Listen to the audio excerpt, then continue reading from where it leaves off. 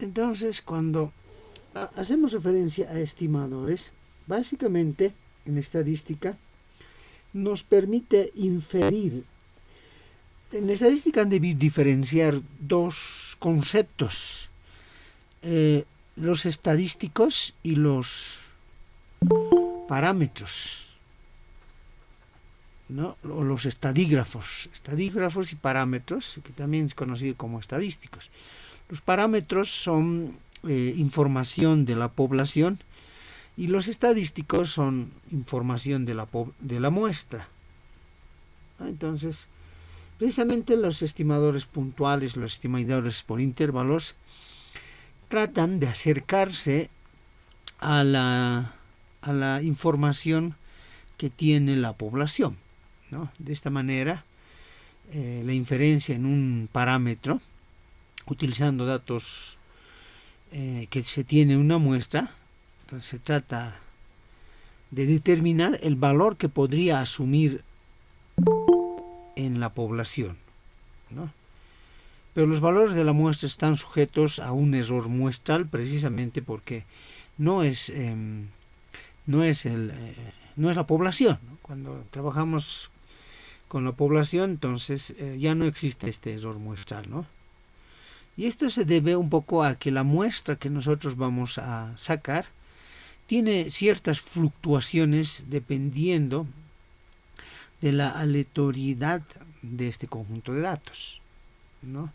Entonces, la idea es que a partir de un conjunto de muestras aleatorias podamos acercarnos más a la población y de esta manera poder ir sacando conclusiones, ¿no? Entonces, de ahí viene, y al último vamos a desarrollar el error muestral de poblaciones finitas, ¿sí? Diferenciamos dos tipos de estimadores. La estimación puntual, que es lo que han trabajado en estadística descriptiva, y la estimación por intervalos, ¿no? Que es lo que vamos a trabajar también. A ver si me disculpan, voy a...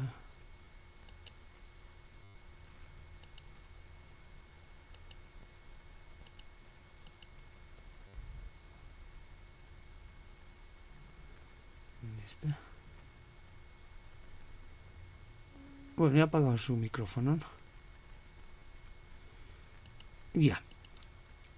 Entonces, un poco, cuando hacemos referencia a estos estimadores, lo que estamos haciendo es una aproximación, ¿no?, del estadístico, ya sea las más utilizadas, la media, la varianza, la desviación estándar y la proporción, ¿no?, a un estadístico empleado para aproximar o estimar un parámetro de la población. Ese parámetro de la población es tita. Se llama estimador puntual de tita y se denota mediante tita circunflejo. Si se dan cuenta, acá hay una tita que tiene una gorrita, ¿no? A esa gorrita decimos que es tita circunflejo, que es la estimación a partir del estimador puntual que hemos encontrado en una muestra. De este modo, por ejemplo, el estimador de la media, mu, que es a partir de la muestra estimamos, esto es una estimación puntual, se denota mu circunflejo, que va a ser el mejor estimador, es decir, se ha de acercar al conjunto de datos de la población. Para eso, un poco, diferenciamos dos conceptos acá. Por un lado, el estimador y la estimación. El estimador es el estadístico utilizado para generar una estimación y es de una variable aleatoria. La característica de estos estimadores es que la variable necesariamente tiene que ser aleatoria, basado en la probabilidad conjunta, que todos tienen la misma posibilidad. Y a partir de este estimador nosotros hacemos estimaciones, ¿no? Es decir, esta estimación va a ser encontrar un valor que toma el estimador a partir de un conjunto de muestras aleatorias, de variables aleatorias. Así, por ejemplo, acá tenemos la población. Si se dan cuenta, en el gráfico tenemos la población, que va a ser el total de los elementos que van a componer. Y tenemos la muestra, y si se dan cuenta, acá está de la población tenemos tita. Y a partir de esta muestra que ha salido de la población, nosotros estimamos tita circunflejo, que va a representar el valor en la población. En el caso de la estimación puntual, que es un valor que nosotros extraemos de la muestra que salió de la población, es un valor punto en el que no tiene diferencias menores ni mayores. En cambio, en la estimación por intervalos, vemos que a partir de la varianza que tiene, vemos que esta estimación puntual podría tener algún sesgo. Entonces, para ello se utilizan los estimadores por intervalos, ¿no? De ahí que este estimador tita circunflejo va a tener menos un factor, ¿no? Y este estimador circunflejo va a tener más un valor, es decir, que este estimador puntual va a estar entre un valor tita menos a y un valor tita más a. Y de ahí que vamos a tener una estimación por intervalos. ¿Sí? Y acá podemos ver, fíjense que tita circunflejo se separa un poco de tita, es decir, de la población, ¿no? Se separa precisamente porque esta es una muestra aleatoria, ¿no? Y siempre va a existir la posibilidad, porque tomamos una varianza de la muestra, de que tita circunflejo, este tita con sombrerito, se acerque sí al estadístico, al estadígrafo, pero por lo general no sea el mismo, ¿no? Cuando la muestra es cada vez más grande, cuando la muestra es cada vez mayor y se acerca a la población, tita estimado va a tender a ser el mismo que tita del parámetro. Entonces acá es importante que diferenciemos estos dos elementos: la información de la población, que es el parámetro, y la información de la muestra, que es el estadístico o el estadígrafo. Y cuando lo trasladamos a la población, este estadístico ya es una estimación de la población basado en el estimador, ¿sí?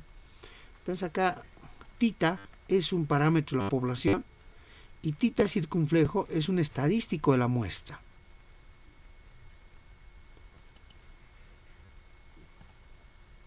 Bueno, ahora para que esto se dé, para que estas características que estoy afirmando acá, con el estimador y la estimación,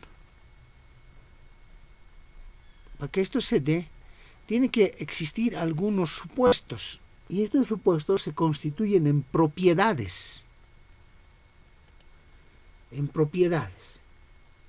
¿No? Una primera propiedad de los estimadores es el insesgamiento, ¿no? Es decir, que nuestros datos tienen que ser insesgados. Entonces no hay estimador perfecto, ¿no? Es decir, el estimador más perfecto sería el parámetro, porque hace referencia a la totalidad. Pero como estamos trabajando con muestras, entonces siempre va a existir algún grado de sesgo. Entonces lo que hace esta propiedad es ver que ese sesgo sea menor, cada vez menor, ¿no? Entonces no hay estimadores perfectos que siempre nos van a dar los valores exactos del parámetro en la población, pero es razonable que un estimador debe hacer al menos en el promedio, esto es en su valor esperado, debe ser igual al parámetro, o por lo menos tender a ser igual al parámetro que se supone estima. Esta es una propiedad bien importante, porque si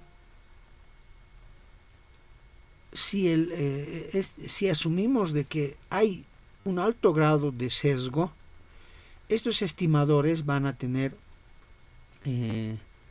diferencias en cuanto a la estimación que vamos a encontrar, ¿no? En este caso se dice que el estimador es insesgado. Formalmente un tita, aquí está,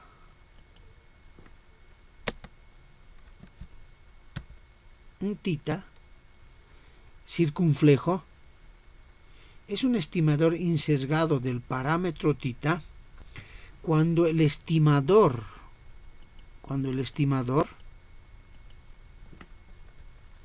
tita circunflejo es igual al parámetro tita, ¿no? Es decir, es insesgado cuando la información del parámetro es igual al del estadístico. Entonces ahí decimos que es insesgado, ¿no? Por ejemplo, el estimador de la varianza es insesgado de la varianza de tita, porque el estimador de la varianza va a ser igual al estimador de la varianza de la población. Es decir, en promedio el estimador de la varianza va a ser igual al parámetro de la varianza tita. Esto es importante porque tiene que asemejarse y en su defecto ser igual al del parámetro. Por eso decimos que debe ser insesgado. Otra propiedad. Bueno, Sí, adelante.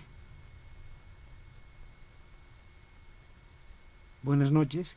¿Quería decir algo?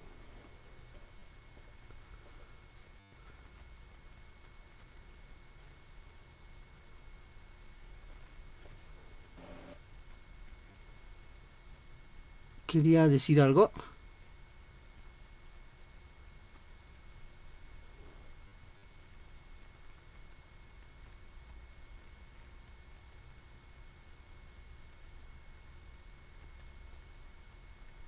Hola, ¿quería decir algo? Continuaremos, licenciado. Ya. A ver. Hola, hola. Bueno, otra característica, otra propiedad del estimador es la eficiencia. Si tenemos que escoger entre varios estimadores insesgados, que por lo general son la media, la varianza, la desviación estándar y la proporción de un parámetro dado, se puede tomar aquella cuya distribución muestral tenga la varianza más pequeña. Esto es debido a que si existe una varianza mayor, va a ser ineficiente el estimador. Pero si tiene una varianza menor, va a ser eficiente, ¿no? Por tanto, los estimadores seleccionados de la varianza deben ser más pequeñas y por tanto será un estimador eficiente. Por ejemplo, sea θ circunflejo y θ circunflejo 2 estimadores insesgados de θ, del parámetro de la población. Si sus varianzas respectivas son la varianza circunflejo θ1 y la varianza circunflejo θ2, tal que la varianza circunflejo θ1 sea menor a la varianza circunflejo 2, entonces el estimador θ1 es un estimador eficiente porque tiene menor varianza de θ circunflejo 2. Es decir, asumimos la eficiencia como propiedad de un estimador cuando tiene la menor varianza.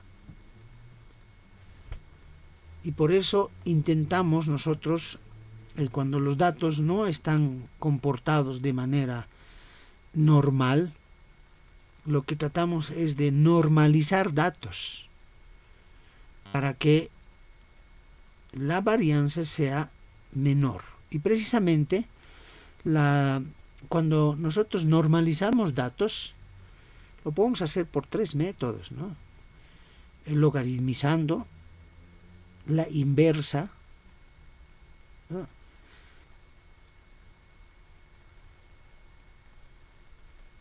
Y esto hace que los datos tengan un comportamiento de la normal. Por eso normalizamos datos, ¿no? Cuando hacemos pruebas de normalidad, Kolmogorov-Smirnov y Shapiro-Wick nos dice, ¿no?, si los datos son o no normales. Entonces, y como han debido ver en estadística, generalmente la normal hace que las medidas de tendencia central tiendan a ser los mismos, y de ahí la campana de Gauss. Bueno, esa es otra propiedad de los estimadores, la eficiencia. Otra propiedad de los estimadores es la consistencia. Esta propiedad de los estimadores, llamada también propiedad de límite de un estimador, se refiere a que cuando la muestra es suficientemente grande, podemos estar prácticamente seguros de que el error entre el estimador y el parámetro sea menor que cualquier constante positiva. Y esto tiene una lógica empírica, ¿no? Cuanto más la muestra se acerque a la población, menos errores podemos cometer, menos errores de estimación. Y eso es muy cierto, ¿no? O sea, si yo tengo 10 en mi población y utilizo 9, no es lo mismo que utilizar 5 o 3. Siempre, si se acerca más a la población, al número poblacional, va a ser más consistente, ¿no?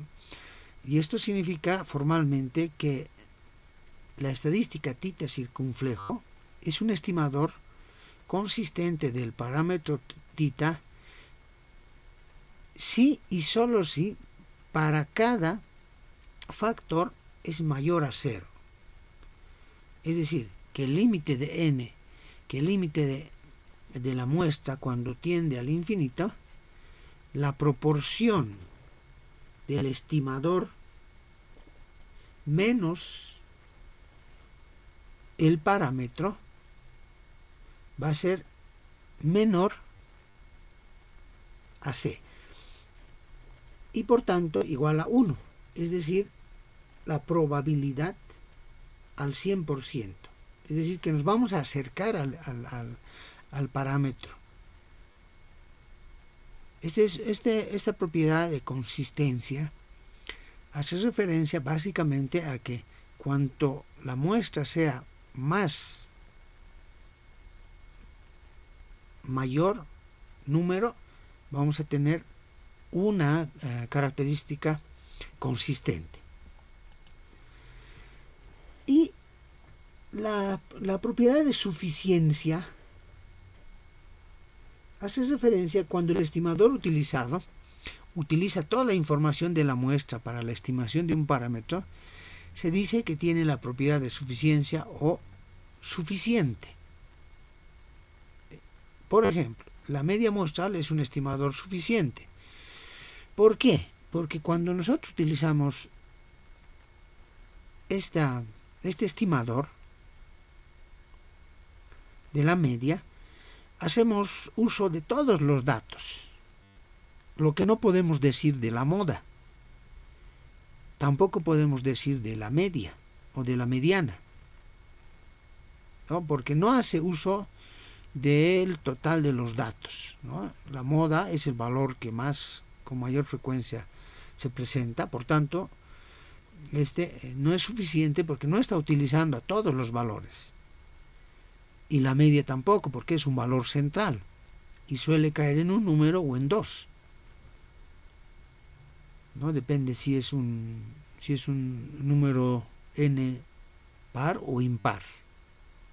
Entonces, por eso decimos que la propiedad de suficiencia es en el que todos los elementos de la muestra son tomados en cuenta para extraer este estimador. Y finalmente, la propiedad de la robustez en los estimadores. Un estimador es robusto si su distribución muestral no se ve seriamente afectado por violaciones de las suposiciones o por violaciones a alguna otra propiedad, ¿no? Frecuentemente, tales violaciones se deben a puntos o datos extremos de origen diverso. Cuando hacemos, por ejemplo, han debido hacer ustedes un gráfico boxplot en el que nos muestra valores inusuales. Lo que se recomienda es, por lo general, extraer estos valores inusuales. El boxplot nos da esto cuando graficamos, ¿no? Para que no haya una mayor varianza, una mayor dispersión. También puede relacionarse con la naturaleza de las poblaciones muestrales o con su parámetro, que está relacionado con la población. Entonces, es robusto este estimador si la violación de alguna de las propiedades anteriormente mencionadas no afecta en gran medida a estos estimadores. Si los afecta, entonces decimos que no es robusto. Entonces, esto también tiene que ver un poco con el número muestral. Si yo tengo tengo una población de 1000 y utilizo 100 como mi muestra, pero dentro de esta muestra está un valor atípico, es decir, un valor extremo, ya sea positivo o negativo, o menor o mayor. Y si en esta muestra de 100 se incorpora este valor atípico y hace que mis estimadores cambien frente a otra muestra, entonces decimos que no es robusto porque está siendo afectado y esa afectación cambia los datos. Entonces no es robusto. Lo ideal es sacar esos valores atípicos identificados para que sea mucho más robusto mi estimador. Esas son las propiedades sobre las cuales se basan los estimadores.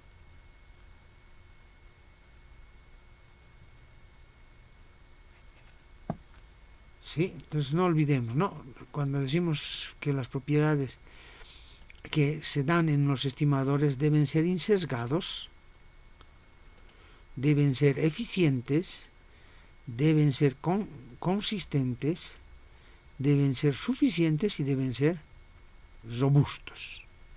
¿Hasta ahí alguna consulta?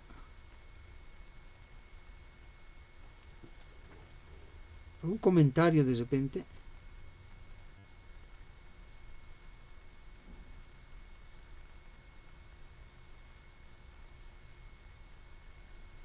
Sí, licenciado. Yo entiendo que el estimador puede ser la media, puede ser la moda, o es otro indicador.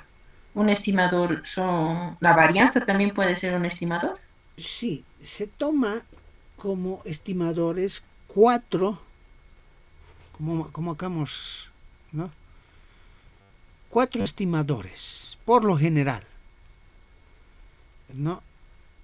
¿Cuáles serían esos estimadores? Sería la media, la desviación estándar,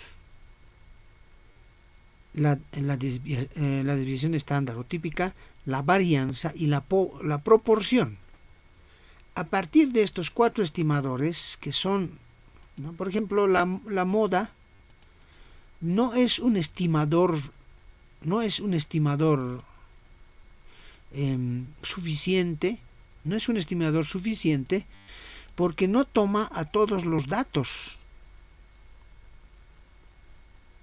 No toma a todos los datos, ¿no? Solo toma a los datos que más se presentan. Entonces ahí ya, primero, no es suficiente. Segundo, es insesgado, es sesgado, ¿no? Estamos sesgando la información porque la moda, por ejemplo, si lo tomamos como un estimador, no está aglutinando a los valores de toda la muestra, solamente a los que tienen mayor frecuencia. Lo mismo ocurre con la mediana. La mediana es un valor para los estimadores que es sesgado, porque toma solo valores centrales y no así los valores extremos. ¿Sí? Entonces esos 4 vamos a desarrollar como estimadores. Bueno, hechas estas propiedades, que los podemos tomar como supuestos, cuando nosotros estimamos, estamos suponiendo que hay insesgamiento, hay consistencia, existe suficiencia y existe robustez. No vamos a hacer, no os recomiendo, por lo menos acá, ¿no? De repente, si profundizamos, vamos a hacer ejercicios en los cuales cuando no es consistente, digamos, un dato, cuando no es eficiente un dato, y con un conjunto de la población y con una muestra sacada de eso, repetidas veces aleatoriamente, la varianza de 2 o de 3 tiene que tender a la varianza poblacional, ¿no? Y va a tender, por la ley de probabilidades, va a tender a eso cuando nuestros datos se comportan de manera normal.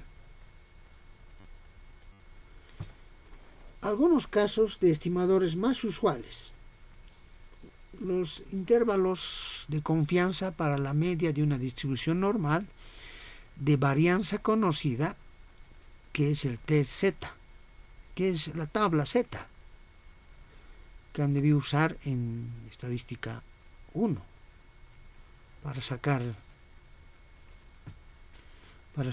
el valor de la probabilidad al 95, al 90. Generalmente en investigaciones se utiliza el 90, el 95 y hasta el 99% de nivel de confianza, y un valor de significancia que va a ser 1 menos alfa. No, ahora vamos a ver eso, ¿no? Otros casos de estimador más usuales: el intervalo de confianza para la media de una distribución normal de varianza desconocida. Es decir, cuando no conocemos la varianza,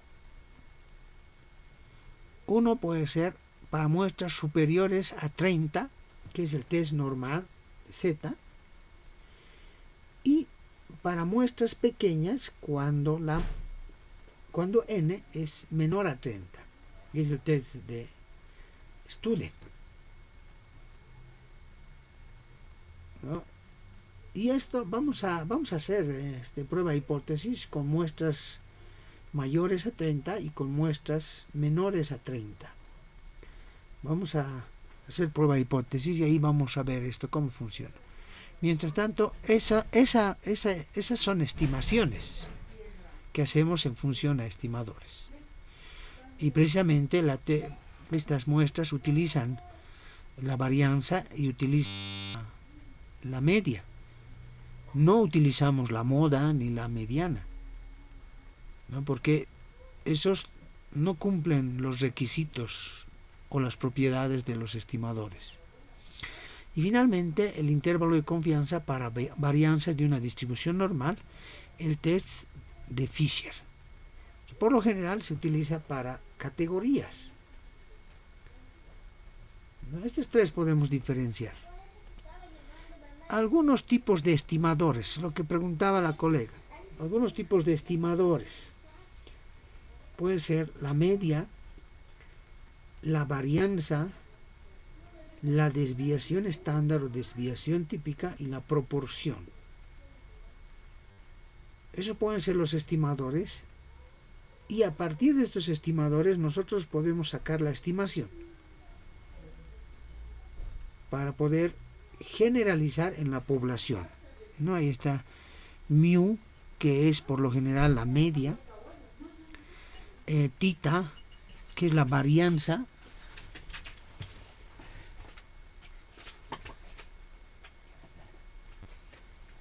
y la desviación típica o desviación estándar, y la proporción. Acá un poquito podemos ver, estos son los cuatro estimadores que cumplen estas propiedades que hemos dicho. Bueno, tipos de estimadores. ¿Cuáles son los tipos de estimadores en los cuales podemos nosotros trabajar? A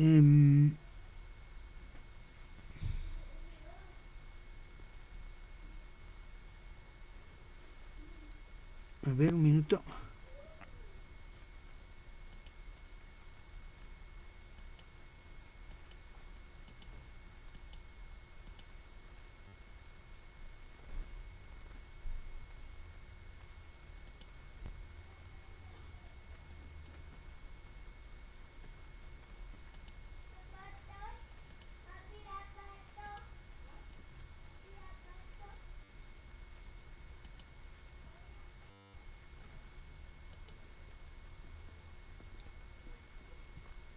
Un minuto, por favor. Un minuto, por favor.